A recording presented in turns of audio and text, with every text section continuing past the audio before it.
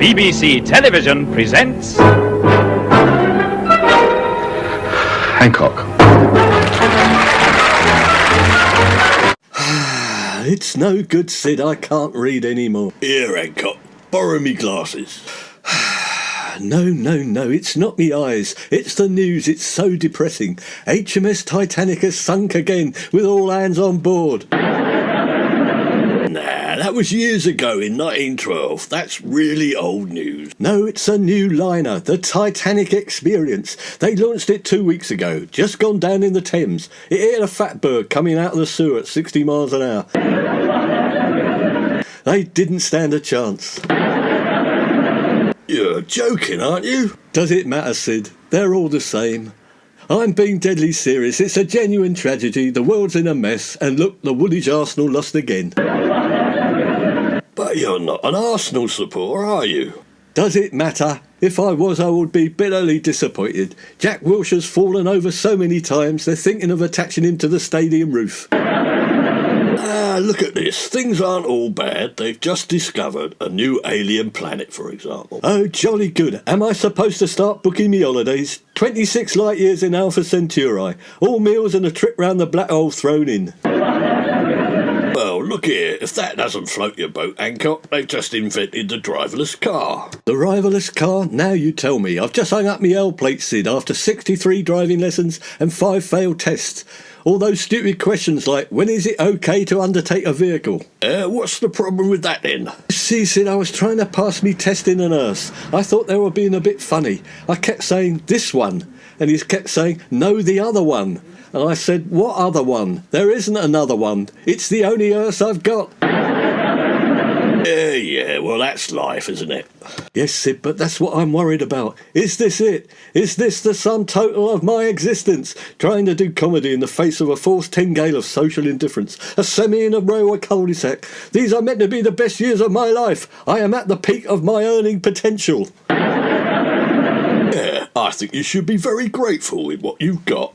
Grateful? Grateful? What on earth for, Sid? Grateful for what? Well, look on the bright side. You've got me for a start, haven't you? Is that supposed to be a wet crust of comfort, Sid, because I'm not a flipping duck? I don't want you. Very much. Most people consider me good company, Hancock. I'm an after-dinner speaker, you know. And don't I know it? Yes, you're an after-breakfast speaker, an after-lunch speaker, and an after-after speaker too. You never flaming stop. Let's face it, Hancock, what you need is a rest, a break, time out to look at things from a different angle. What, like this? Or this? Or perhaps like this? That's your problem. You need to cheer yourself up, but you're not taking the job seriously enough. You know that's an oxymoron, don't you, Sid? Who are you calling a moron? No. The sentence you just said, to cheer yourself up, you've got to be serious. It's contradictory. It's an oxymoron. You're being contradictory. No, what you mean, Sid, is I'm being contrary. Yeah, and that too. I'm going to get Hattie to come over, Sid. She always manages to cheer me up. Perhaps she knows some way I can look on the bright side of things, get me old twinkle back, put a smile on me face, go sunny side up again, find me silver lining. It's no good crying over spilled milk. Enough, I get the idea. You want cheering up. Yes, Hattie, good old Hat. She's always optimistic. She can tell me her secret. Now you're talking. I'll give her a ring. Hello, Tony. How are you? Sid said you're feeling a bit down, looking a bit glum. I'm sorry to say that I am, Hattie, but I don't want to be a burden. Just ignore me. I'll just sit here and stare at the wallpaper. Well, first things first, Tony. You've got to stop all this apologising. You do matter. You are important. We are your friends. I always find apologising makes me feel better, Hattie. When I apologise, I feel like a weight's been lifted off me shoulders and slapped down on some other poor bugger. I'm not sure that's the solution to all your problems, Tony. You need to deal with your issues and not put them onto someone else. I don't know, it's worked so far, Hattie. Look at Sid, he's even more miserable than me. Yeah, and why? Just look at me. I used to be a carefree, youthful young man with the face of a matinee star, chiselled jaw, and a mob of blonde curly hair. But what happened to it all, Sid? It was Hancock. I moved in, and before I knew it, me hairline had risen, me face had fallen, and I became the man you see before you. Yes, Sid, but looking on the positive side, I only have to take one look at you and I feel better. Now, look here, Tony. I know someone who can help you. He's the author of the book, 5 Steps to Becoming an Optimist. It's a big seller. His name is Sylvester Snide. I'll invite him over tomorrow. All you have to do is put yourself in his hands. Yes, maybe that's the answer. It could be as simple as that, Atty. Inside every pessimist is an optimist struggling to get out, but somehow inexplicably failing, getting trapped, dragged down.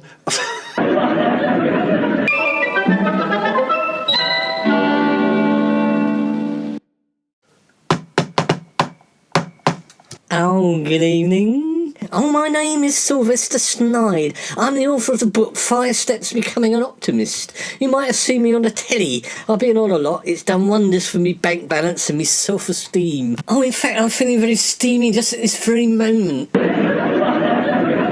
Well, isn't that good? I can't say I've heard of you, Mr. Vester. It wasn't a well-known show, I assume. I'm Tony Hancock at your service, or should I say, ready to be serviced. Yes, it was. It was a very well-known show. It was Loose Women. They're all so bloody optimistic now. They've had to cancel the show. They've all stopped rowing. It's a shame, isn't it? Oh, yes, they all ended up in tears, they did. Well, now, Tony, I've told Sylvester that you're ready to put yourself in his hands now. Well, I'm ready up to a point, Atty, as long as he wears those long gloves of his. Oh, yes, like I did when I worked on those Loose Women. Well, Hancock's not exactly a loose woman. He's more like an uptight old man, I would say. I am not uptight. The only reason I'm tight is me tendons. The doctor says me tendons are so strong they could support the weight of an elephant. All right, now I want you to relax. The first of the 5 steps to becoming an optimist, which is in me book, is learn to be grateful. So go on. Why? You haven't done anything yet. Yes, I'm going to, ain't I? Silly old bugger. I think he wants you to give him some money, Tony. Sorry, I don't know what came over me. Of course, yes, here's a tenner. Oh, it's a tenner for half a step. You've got to make it 100 for the whole 5. Steady on now, I think that's a bit steep. I might just keep me stiff upper lip, Atty. Oh, go on then. Step 2 is try a simple thank you, which you can read in my book, available in all good bookstores and agents for £15.99. Oh, go on then. Why on earth should I thank you?